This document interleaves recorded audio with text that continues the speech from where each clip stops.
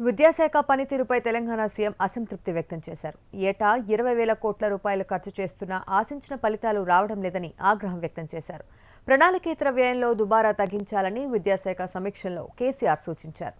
SC, ST, BC సంక్షేమ శాఖ హాస్టళ్లను దశలవారీగా రెసిడెన్షియల్ స్కూలుగా మార్చాలని అధికారులను ఆదేశించారు.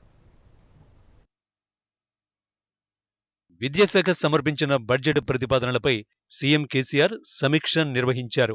పేద విద్యార్థుల చదువు కోసం పెట్టిన ఖర్చు భావితరాలకు ఉపయోగపడుతుందని అన్నారు.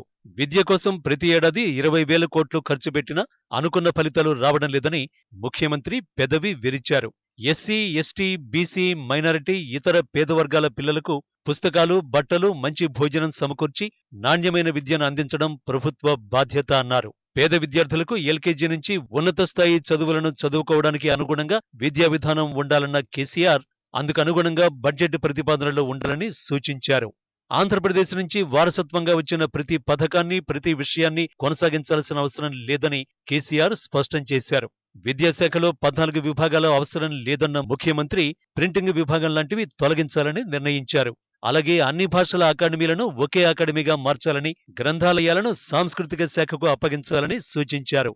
ఐటీఐలను సాంకేతిక విద్యాశాఖకు బదిలీ చేయాలని చెప్పారు. యూనివర్సిటీల వ్యవహారం గందరగోళంగా మారిందని, విద్యా సంస్థలు, వసతులు, విద్యార్థులు, ఉపాధ్యాయుల సంఖ్య, నియామకాలు, అలాగే రేషనలైజేషన్పై అధ్యయనం చేయాలంటూ అధికారులకు క్లాస్ పీకారు. కేంద్ర పథకాల ద్వారా వచ్చే నిధులను రాష్ట్ర పథకాల్లో ఎలా కలుపుకోవాలో ఆలోచించాలని కేసీఆర్ సూచించారు. దానికనుగుణంగా బడ్జెట్ ప్రతిపాదనలు ఉండాలన్నారు.